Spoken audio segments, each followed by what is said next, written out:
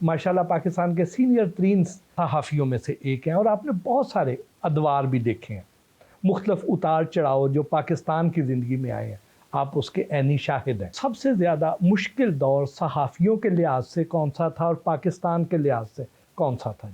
पाकिस्तान की तारीख़ में भी कई अदवार आए जो बड़े मुश्किल थे। जब सकूत ढाका का सानहा हुआ तो वो आज भी जब उसकी याद आती है तो एक दिल जो है उसमें बस एक टीस सी उठती है। और बहुत मुश्किल दौर था मेरा ख्याल जब पाकिस्तान अपने वजूद की लड़ाई लड़ रहा था। इमरान खान के दौर में सहाफ़त ज़्यादा मुश्किल थी या आजकल के दौर में? इमरान खान के हामी थे, उनके लिए तो उस वक्त बड़ा आसान दौर था, और जब जो इमरान खान के मुखालिफ हैं उनके लिए आज बड़ा आसान दौर है। बिल्कुल ठीक है। तो जो लोग इमरान खान की मुखालफत करते थे या उनसे इख्तलाफ करते थे उनके लिए मुश्किलात होती थी, और आज भी यही है। जब आप हुकूमत वक्त जो है उसकी हाँ में हाँ मिलाते हैं आपके लिए बड़ी आसानियाँ हैं, और अगर आप इख्तलाफ करते हैं, और अभी तो इख्तलाफ ऐसा है कि अब ख़ान साहब से अगर आप कोई मोहब्बत का इज़हार कर दें, बल्कि मोहब्बत की मीम जो है उससे भी इस्तिफ़ादा कर लें तो फिर आपके लिए मुश्किलात पैदा हो जाती हैं। तो इसलिए ये मुश्किलात और आसानियाँ जो हैं वो 7 साल चलती रहती हैं। और हमने देखा जो भुट्टो साहब का दौर था, जो उनसे इख्तलाफ करते थे उनका जीना हराम था, और फिर जनरल ज़िया-उल हक का दौर आया तो जो उनके साथ थे, जो भुट्टो के मुखालफिन थे, उनके लिए ज़रा आसूदा मामला हो गया। तो ये अनफॉर्चुनेटली हमारे हालात ऐसे रहे हैं। आप एक सच्चे और खरे सहाफ़ी हैं, आपने हमेशा हक सच की बात की है।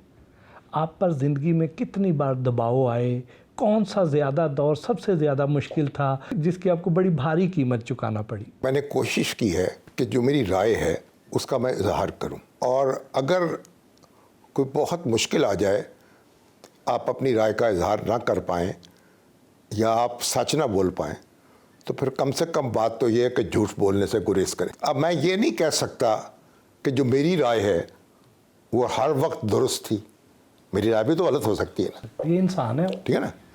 लेकिन जिन अदवार से मैं गुज़रा हूँ उसमें सबसे मुश्किल जो था वो जुल्फ़िकार अली भुट्टो साहब का दौर था। आप देखें, सकूत ढाका के बाद न्यूज़ प्रिंट बनना बंद हो गया पाकिस्तान। न्यूज़ प्रिंट बनाने का एक कारखाना था जो खुलना में था, और वही न्यूज़ प्रिंट हम इस्तेमाल करते थे अखबारात के लिए।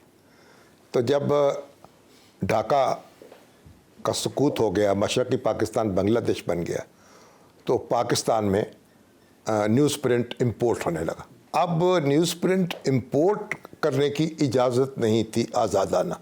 हुकूमत जो है आपको लाइसेंस जारी करती थी, बल्कि उसकी मिक़दार का तयन भी करती थी, और आपको उसका यानी एक कोटा देती थी, और तब आप वो न्यूज़ प्रिंट इस्तेमाल कर सकते थे।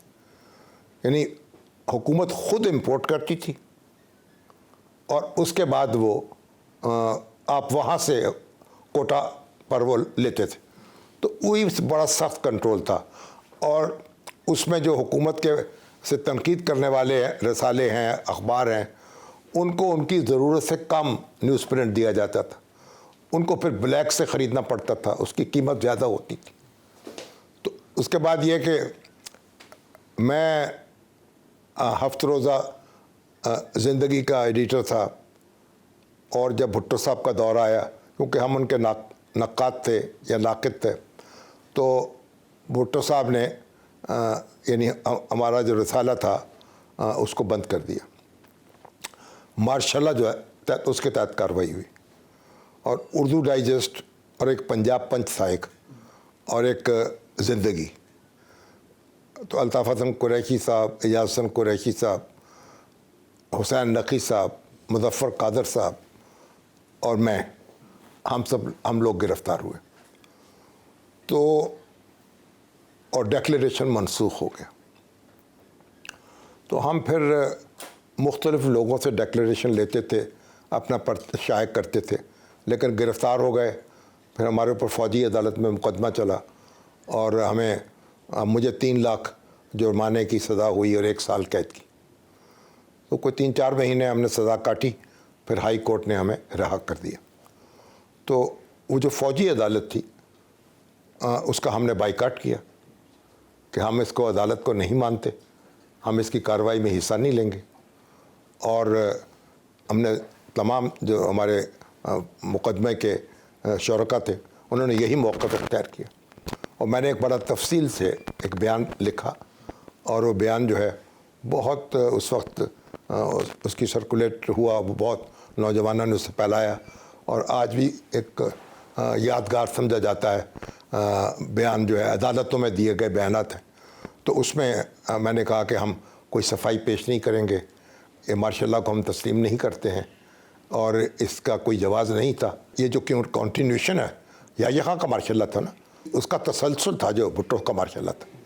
تو اس لیے پھر ایک دن ایسا ہوا کہ عدالت میں ہم نے سگریٹ سلگا لیا. فوجی عدالت تھی, تو وہ جو میجر صاحب تھے غصے میں آئے, انہوں نے کہا میں توہین عدالت میں آپ کو سزا دے دوں گا.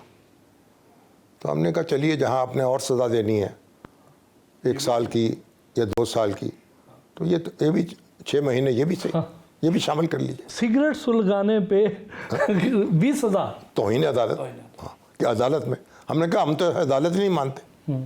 تو اس طریقے سے وہ معاملہ چلتا رہا. وہ ڈیکلیریشن مجھے نہیں مل سکا, میں نے ہائی کورٹ میں مقدمہ لڑتا رہا, اور ہفت روزے کا ڈیکلیریشن مجھے نہیں ملا. تو یہ اس وقت کی مشکلات تھیں. اور اس کے بعد پھر مارشاء اللہ آ گیا. تو مارشاء اللہ تو پھر مارشاء اللہ ہے, اس سے آپ کیا توقع رکھیں گے. لیکن مجھے پھر اس زمانے میں جنرل ضیاء الحق کے دور میں پھر ڈیکلیریشن مجھے ملا. اپنے ہفت روزے کو شروع کیا, اگرچہ مختلف ناموں سے شائع ہوتا رہا, لیکن پھر زندگی جو تھا وہ اردو ڈائجسٹ پبلیکیشنز کی ملکیت تھا, انہوں نے اسے بند کر دیا. تو پھر میں نے الطاف حسن قریشی صاحب سے اجازت لی کہ اس کا نام میں استعمال کر لوں. انہوں نے اجازت دے دی, تو پھر میرے پرچے کا نام دوبارہ زندگی ہو گیا. تو اس طریقے سے زندگی نے اپنی اشاعت شروع کی. دیکھیں نہیں, یہ اچھے برے کی بات نہیں ہے. جب ہم جمہوری پروسیس جو ہے اس میں اس کے ساتھ چل رہے تھے, تو مشرقی پاکستان اور پھر مغربی پاکستان وہ ایک برابر کے شریک تھے حکومت کے معاملات میں. دیکھیں قائد اعظم رخصت ہوئے, اب لیاقت علی خان جو ہیں وہ وزیر اعظم تھے. لیاقت علی خان کا تعلق مشرقی پاکستان سے تھا, مشرقی بنگال سے. وہ ویسٹ پاکستان کے نہیں تھے, کیونکہ وہ کرنال کے تھے جو انڈیا میں رہ گیا. انہوں نے 1946 کا جو الیکشن لڑا وہ بنگال سے لڑا تھا. تو بنگال سے وہ ممبر تھے اسمبلی کے. تو جب وہ وزیر اعظم ہوئے تو گویا ایک مشرقی بنگال سے تعلق رکھ رہے تھے. دوبارہ قائد اعظم رخصت ہوئے جب, تو خواجہ ناظم الدین جو ہیں جو وزیر اعلیٰ تھے بنگال کے, ان کو گورنر جنرل بنا دیا گیا. پھر آپ نے دیکھا کہ مارشاء اللہ سے پہلے محمد علی بوگرا وزیر اعظم رہے, حسین شہید سہروردی وزیر اعظم رہے, اور یہاں پر مغربی پاکستان کے لوگ بھی اس منصب پہ فائز ہوتے رہے. تو ایک اسمبلی جو تھی یعنی پارلیمنٹ بالادست تھی نا, تو کبھی بنگالی بن گئے اور کبھی پنجابی بن گئے اور کبھی کسی دوسرے صوبے سے حصہ لینے بن گئے. تو پروسیس چلا تھا. جو حق ملکیت تھا نا وہ سب کو محسوس ہوتا تھا کہ ان کا ہے, ملکیت ان کی ہے